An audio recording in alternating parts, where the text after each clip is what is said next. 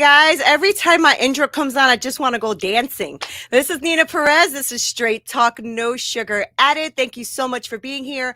As you know, I try to go around the planet seeking for the best humans I can find to get them on here for you to grow, challenge, and transform your thinking.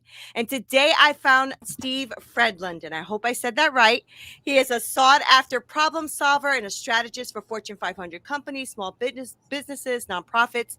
And Steve is a coach and a humanitarian, and he loves to help individuals, organizations, and communities with their unique situation. And I want to talk to him about that, as well as addressing struggles faced more broadly. And so, Steve, I'm really glad we met. I was reading your bio and everything. I try not to dig in too much to the person I'm going to speak to, because I want to know you authentically, as if we just, met at a restaurant and we're just chit-chatting, So how are you, Steve? Welcome. I'm doing really well, Neena, man. It's an honor to be on this show. Fantastic stuff that you're doing. I love it, and I'm Thank excited to be you. here. Thanks. I really love having conversations with people like you, Steve. I mean, you look like you're really touching on small businesses, but you're also touching on the individual aspect of it and all of that. So I want to dig into that. And so before we go into that, I do want to know a little bit more about you, Steve. So why don't you let us know a little bit more than what I read in your bio? Yeah, I'm one of these folks that I'm multi-passionate, right? So I've done a whole bunch of things over my life, so it's hard to talk about everything. But broad level, I spent about 25 years in the corporate world. I'm an actuary by trade, so really just sort of analytical stuff, so hedging and derivatives and all this kind of weird stuff. But I always had a passion for small businesses, a passion for community. My wife and I are both fifth generation in the same small area of this Minnesota where we live, and nice. I've always done that. And I've also gotten involved in nonprofit work, so it's always been like all of these different things involved at the same time, trying to figure out who am I? What is really my sweet spot? Because I have so many things that I'm interested in. And then about 3 years ago, left the corporate world out on my own. And now, like you said, primarily working with small businesses. I call it small business intentionally, because there's a lot of folks, a lot of the mom and pop shops, the aspiring entrepreneurs, the people that are really kind of the lifeblood of the communities, because they live, their work, their play, their eat, their volunteer, their donate their time and their money. A lot of these folks are struggling even before COVID. And a lot of the help that's available to them is often, good-hearted people, but don't have the same level of experience that can really help them in their business. And so I decided that I wanted to really make my contribution to making communities become more vibrant by helping these small businesses, these nonprofits especially in rural communities.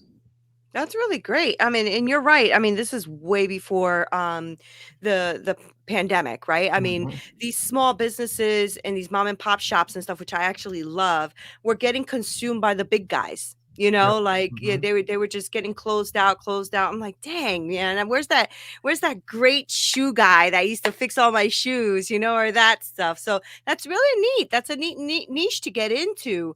But what made you go from corporate to that? What was that leap?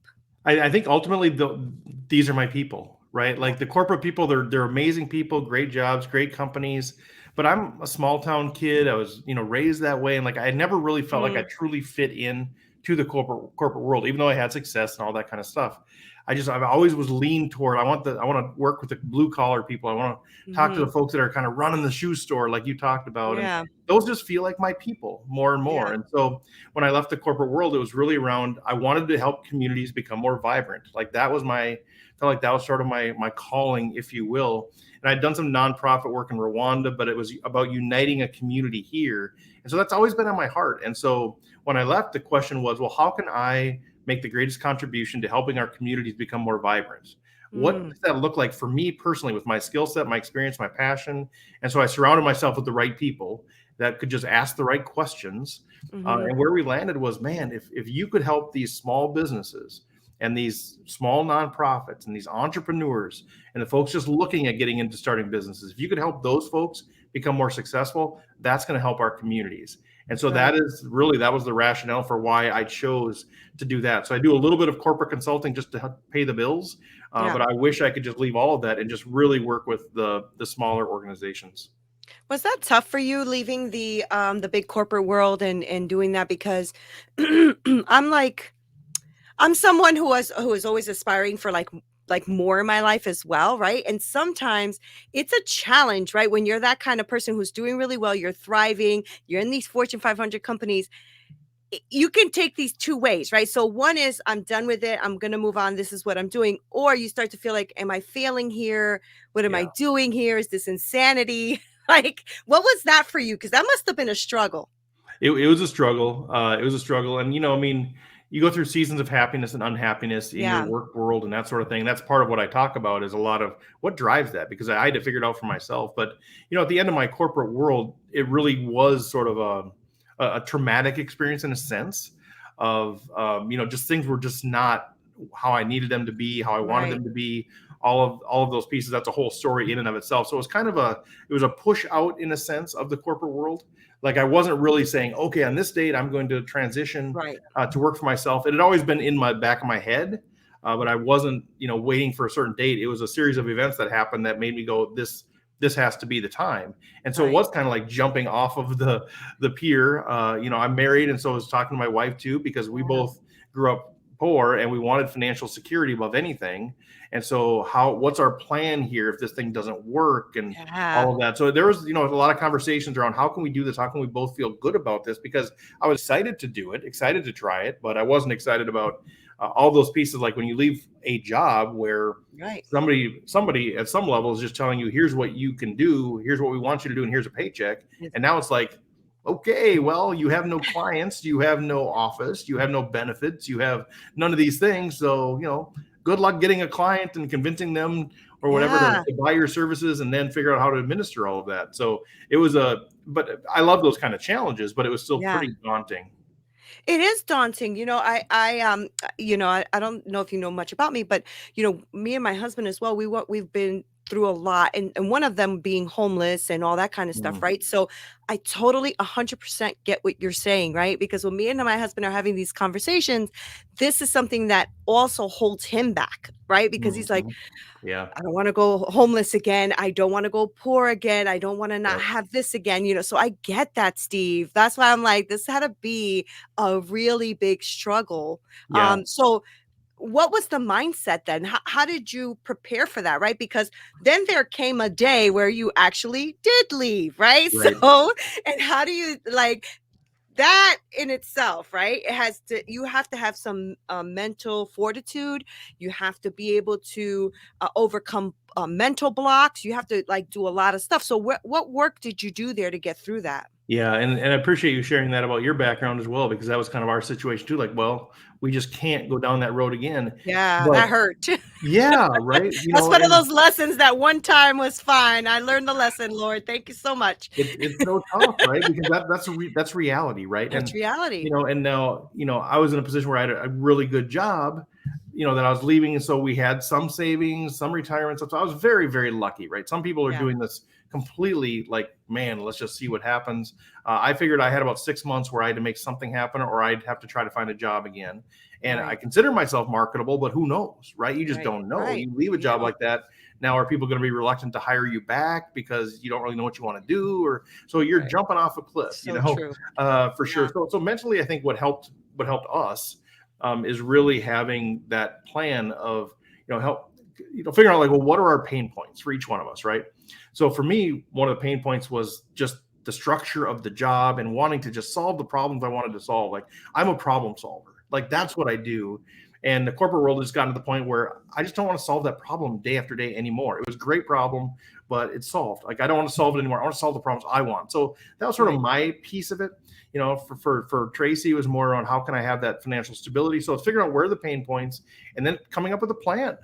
Right. How do we address each one of these pain points? How can I create a business that allows me to solve more interesting or new problems and help Yeah. the kind of people I want to help, while also providing that stability of income that we're concerned about? So it's all about creating a plan of, okay, after 3 months, after 6 months, if this isn't happening, I'll go get a job at Walmart. I don't care. That's fine.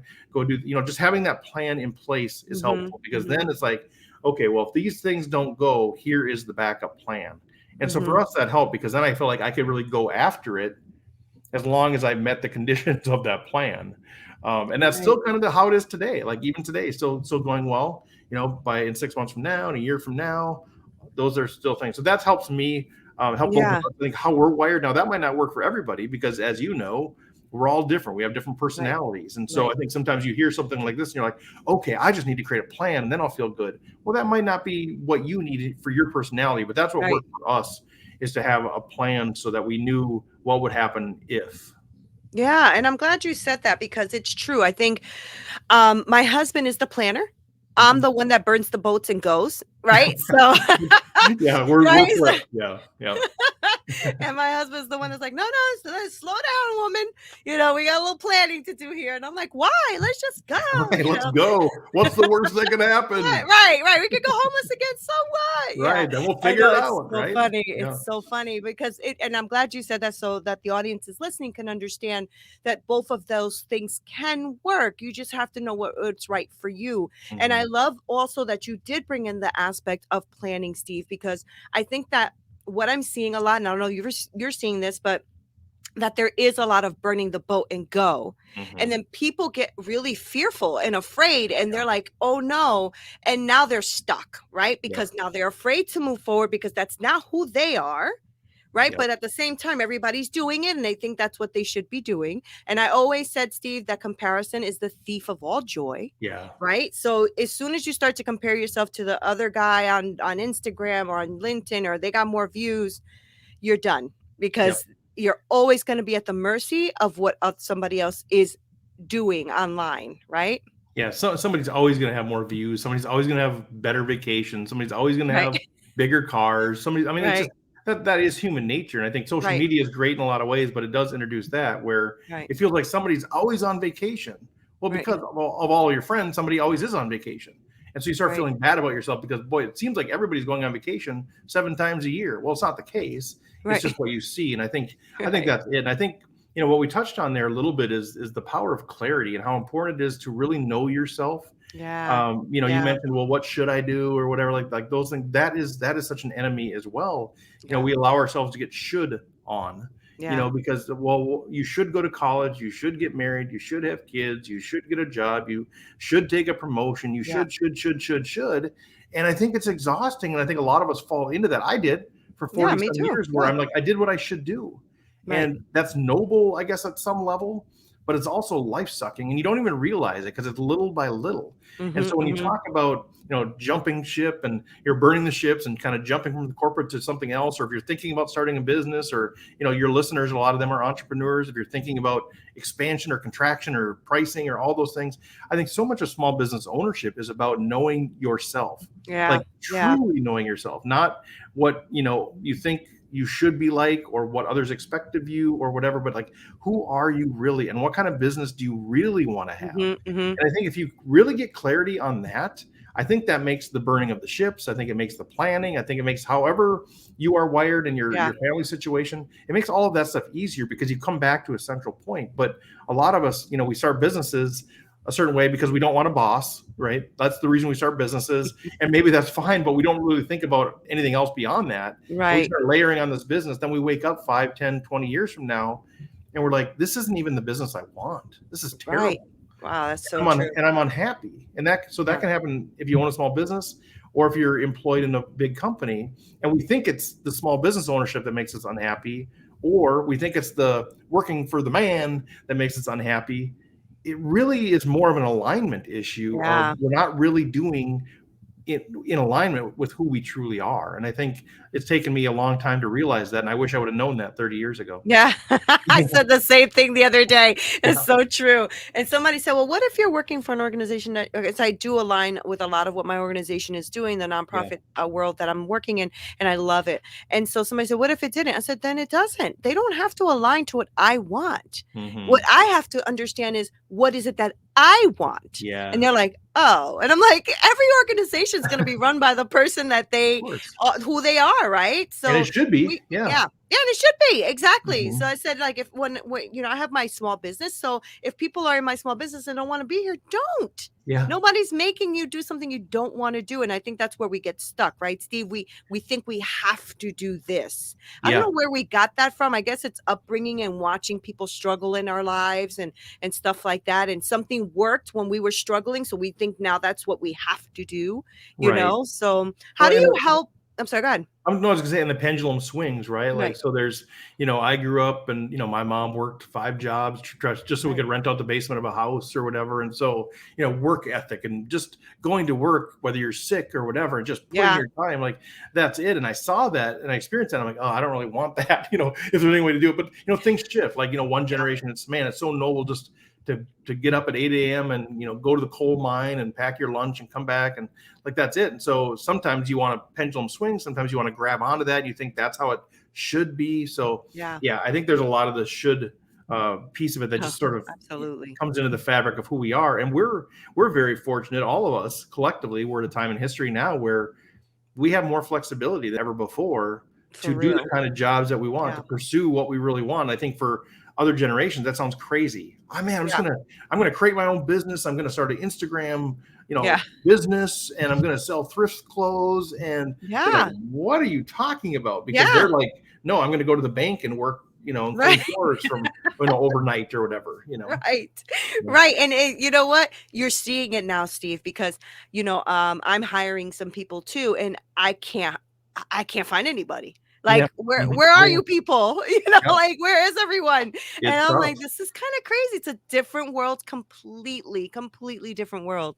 And so I wanted to see how did the small businesses receive you, like what you're going to do with them and stuff, because I don't think they're used to that, right? Like somebody coming in and saying, hey, let's help you structure this, let's help you see what it is you're doing here, let's see if you even like what you're doing. So how, Yeah. how did they receive that from you? It's still an evolving Yeah. piece because I think, as especially like I'm in rural Minnesota. And so I would go to the chamber meetings and that sort of thing, say, man, your businesses could be doing so much. Let me see if I can work with you, and even offering free consultation. And so many people were sort of apprehensive to that. Yeah. And they even knew me. It wasn't like, oh, here's some strangers. Like they know I'm in the community and that sort of thing. A lot of it is they just think it's a snake oil salesman thing. Somebody's Yeah. selling them something they don't need. Yeah. Or they don't have the time or the money to actually invest in it. Or a lot of it is even apathy. Like Mm. I got all this money from like a couple different counties and cities during the CARES Act to actually help small businesses build websites and develop an online presence, because they had to pivot, right? People weren't Yeah. going to come into their stores. And so I had all this money just to help them build websites and all this stuff. And so many people, and of course it's their right to say no, but so many people were just like, yeah, it's fine. It's fine. Yeah. Like, wow, Wow. what do you mean it's fine? Like, isn't your business way down? Yeah, it's way down.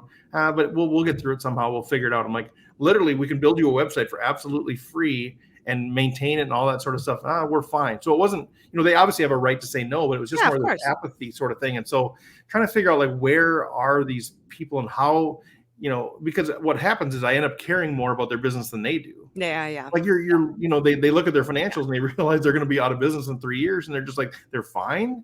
If you Yeah. ask them, they're fine. They're like, that's not part of their plan. Like they don't want to be out of business, but Right. they either don't have the time, the money, the energy, or whatever. So you have to kind of figure out like what is going on there. But in terms of receiving me, in terms of like asking those clarifying questions, I think there's resistance on the front end. But once I start working with somebody, they're like, oh my gosh, Yeah. this is so Yeah. big. Like I did a 2-hour session with this one guy.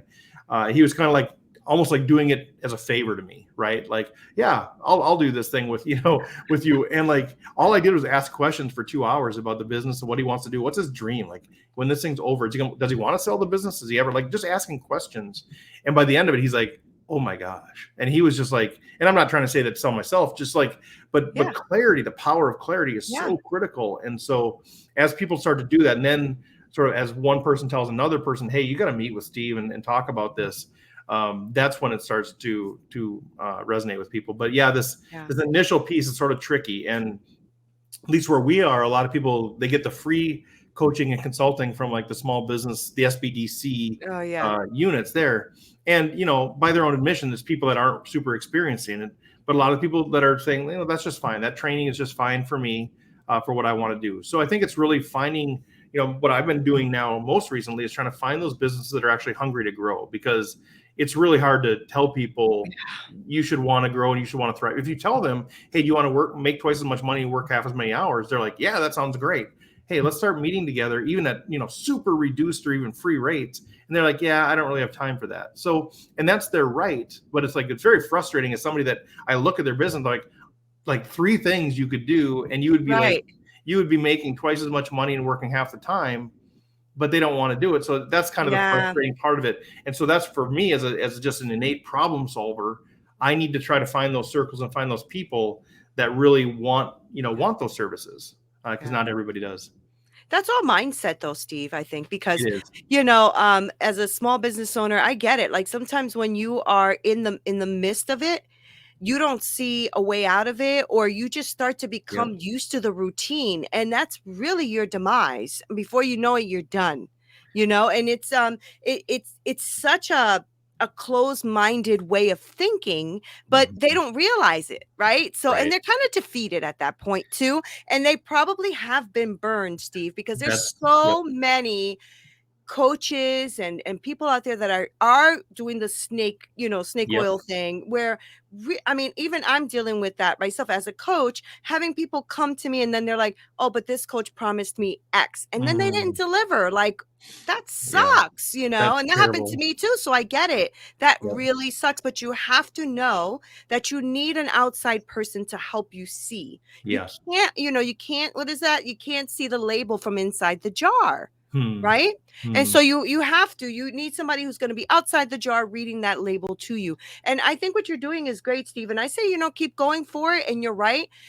People have to, I think you're going to have to maybe come. I'm not telling you what to do with your business, Please do. but like, Okay. Business I'm coaching. just thinking like if there's a way to plant a seed, Yeah. right, that makes them think about what they're thinking about, right? Because if they're saying to you, yeah, I want to make double the money but half the time, and then they go, I don't have time, then which one is it really important? Right. Obviously, right? Yep. Something is not really important. And I've had clients that, oh, I want to do this, and then weeks and weeks are going by and you're not doing any of the work. Okay, we need to stop our coaching Yeah. because I'm not helping you, Yep. like, and you're not ready. No, I am. No, Yeah. you're not. You care more than they do, and Yeah, yeah. And then you have to worry about that yourself, Steve, because then it starts to get on you. Like you start to feel fatigued yourself. And then right. you're Yeah. starting, you got to be careful that that doesn't infiltrate your Right. business, right? And that can Yeah. happen. We're human.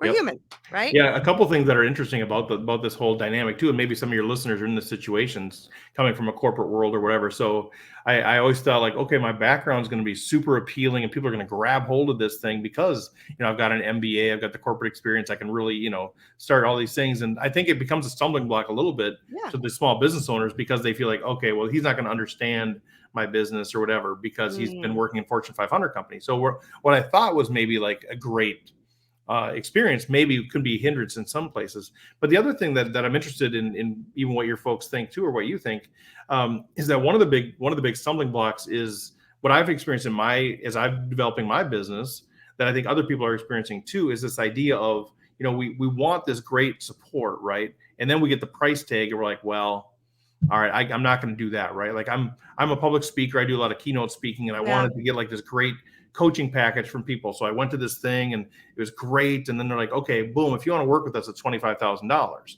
Like, well, I'm not going to do that. Even if I had the money, I wouldn't do it. And like, it feels like it's just out of reach. Like the best stuff, it's like out of reach for us. And it just feels like it's a continuing that class system of the haves and the have not, right? The people that have money can make more money than those that don't can't. And so I was experiencing this, and I was talking to this to other people. They're like, that's how I feel too. Like even with coaching and consulting. And even though my rates aren't super high, what I've started doing, and it's working, and I'm curious people's thoughts on this, is saying, all right, like in those situations, I want somebody to prove your value to me. Like, okay, maybe it's worth 25 grand if all of a sudden I get $30,000 keynotes and I get 15 of them booked, like that's worth it, right? But there's no Right. guarantee of that. Prove your value, and I want to pay people like based on results, right? Right. And so I've started doing this in my business where now, like if you're a small business, if you're like a micro business owner, you pay me 10% of my rates, like pay me 10%. And again, I'm not trying to sales pitch. I'm just trying to Right. No, I hear you. you're trying to figure out these solutions to help people. Like that's what small businesses is all about, trying to figure out what are these solutions I can provide to help people. And so now I've started offering that. It's like, all right, pay me 10% of my costs. That's it. Like that's all you have to pay. Now, if the results blow you away, if you have great results, pay me more later. That's fine. But I think people are starting to latch on to that, this idea of proving it, because I think a lot of us small business owners, we continually get taken advantage of by people who are selling something, but not results. Like social media is a great example. There's a lot of great social media trainers and bad ones too that'll say, hey, pay me, $500 a month or whatever it is. and it just, nothing happens, right? There's no traction that's joined. And I just want to say, I'll pay you that if I see the results. Yeah. And they're like, well, no, it's a fixed rate thing. And of course that's their prerogative, but it's so frustrating because I just can't keep paying, $100 here, $500 here, and I don't want other people to do the same thing. So anyway, long answer to short question. No, that makes a lot of sense. Finding out what are their pain points, what are their pieces that they just feel so frustrated by, and then saying, all right, let's see if we can solve that pain point to get you over the hump. Because then when people taste what you have to offer as a small business owner, if it's good, they're going to then want more. Right. I mean, that's good. That's a good thought, Steve. I think also it's limiting what you give to, right? Because you do have these leeches out there too, right? That'll take everything for free and give nothing back in return. I'm not saying that anybody of my listeners are doing that or whatever, and I don't know that, but they are people like that, right? I've given many free consultations and stuff, and sometimes even 3 to 4 sessions. And then when it comes to it, they're like, oh, that's it. Did you get value? Oh my God, tons of value. Okay, this is well, okay. So then I just gave away like 6 hours of free. Right. You got to limit it. Yeah, you have to limit it, Steve. And I also think that it's a great concept, but you also have to protect yourself, right? So there's boundaries. So I will help you. What's the main point? Okay, let's work on one goal. If you make that goal, you see my value. And at the end of every session, you ask them, did you get value from this? What was that value? Great, because it'll reinforce in them the value that you're giving them. And it'll reinforce in you that you're providing value. And I think that that's one of the biggest things that I try to do with my coaching as well, because I feel like when you get in the rut of things, you'll forget that Steve helped you. Right. That's correct. You'll forget. And so you have to make sure. You got to set it up to protect yourself and them, because you want them to not forget that they have gained value and that they can make it. Absolutely. Right? So that's my little 2 cents on. No, that's exactly how things are set up. But I think it's sort of like, give people a taste of it or whatever. And that's been very successful to have that done, because then it's referrals, right? Like, all right, then it's okay. I expect a couple of referrals. I expect, endorsement on LinkedIn or whatever it might be. And you go from there. But, I think, I'm getting kind of in the weeds of my business, but I think just in general for your listeners, I think just really figuring out like who you are, about the clarity of who you are. And then what are people looking for out there? And then it's just solving that, cracking that nut that kind of connects those two pieces. Yeah. And I think I always say this, but I really believe it, that everyone needs a coach. Everyone needs somebody on their side to pull them forward. I think for those of you who are listening, don't be afraid. Try it and invest in yourself. That'll be the best investment you'll ever make in your life. The best investment you'll ever make in your life, because knowledge can't be taken away from you, right? Like Steve, you and I have been there. We've lost everything. We've been homeless. We've been struggling. We know what that's like, but they couldn't take away our knowledge. They can't take away your grit. They can't take away your know-how. They can't take that away, right? So you could take away the house and the cars and all that stuff, but I'm gonna make it to the top. I'm one way or another. You know what I'm saying? Whether I'm baking something out of the scraps from a garbage can, I'm making some money back, is what I'm saying. Right? I didn't want to interrupt that, man. That's like the soundbite right there. Like, let's go. There you go. Motivational talk from Neena Perez. That's it. Because Steve, I think, I love what you're doing. I love how you niched it down to these small businesses and these mom and pop places and these small entrepreneurs. That's a beautiful thing, because you are really working with people that really do want to be worked with. Like they want to go somewhere. This is why they started what they started. Starting a small business, you got to have guts to start a small business. You have to have guts to be an entrepreneur. It is super easy, Steve, and you know this, to go work for someone and get a paycheck every week. You might be miserable, but it's easier. Especially now, right? Especially now. Especially now. There's tons of jobs now. Anybody want a job, go find one, because there's a lot of them waiting. But Steve, this was amazing talking to you. I really enjoyed having you here on Straight Talk. So before I let you go, I want to make sure that people know how to get in contact with you. So give us your 411. Where can we find you? What do we do? How do we follow? All that great stuff. I'd say the easiest way to connect with me if you're on social media is LinkedIn. That's where I'm the most active.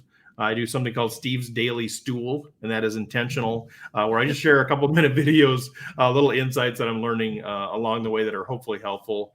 And then a couple of websites. So smallbusiness.com, that's the business, where I do the coaching, consulting, training, all that sort of stuff too. And you can find out about this Prove It program that I have, where you can meet with me for a fraction and try to figure some things out. And then stevefredlund.com is more of my speaking website. So if you're an event planner or you're doing something, you're looking for somebody to come in and share something with the troops, that's something that I do as well. That's awesome. And the other one's called smallbusiness.com. Yep. That's so cool. That's I fun. love that. Yeah, and a lot of that is, I've got a number of, we have master contracts with like the state of Minnesota and some different counties and that sort of thing too, where it's really what we're doing there is really serving those people that are, like disabled people that are trying to start a business, that sort of stuff too. So really, this is our passion is helping the people that are trying to start businesses and trying to make a go of it in these communities. That's awesome. Good work, Steve. Good Thank work. you. Well, Really, it's been a fun journey to get to this point. I wish I would have figured it out a few years ago, but it's Hey, it's my listen, you sweet are where spot you now. need to be. Listen, you are where you need to be, Very nice. right? You really, really are. So good for you. Really. Thank you, Neena. That's Appreciate awesome. that. Yeah, thank you. And thank you for being here. And guys, thank you so much for spending this time with us. Now, you already heard Steve drop a bunch of gems. So make sure that you follow and support him. I'm going to make sure that his information is down in the show notes so that you can go ahead and check out his websites. And if you do have a business or organization that needs a keynote speaker, make sure that you check that out as well. It was such a pleasure to speak with him. Thank you guys for being here. As you know, like, share, subscribe, all that great stuff to help our algorithms and help us grow. This is Neena Perez. This is Straight Talk, no sugar added. Until next time. This broadcast is brought to you by Wincheck Studios. We are an all-in-one educational platform for podcasters that revolutionizes how hosts leverage content to increase engagement with listeners, downloads, and income. We come together to focus on community, collaboration, and collective impact. For more information on how you can interact directly with our hosts, access exclusive live content with offers you can't get anywhere else from our official partners, join our purpose-driven community by visiting www.winject.com. If you're ready to build a career doing what you love, then we're ready to see you there.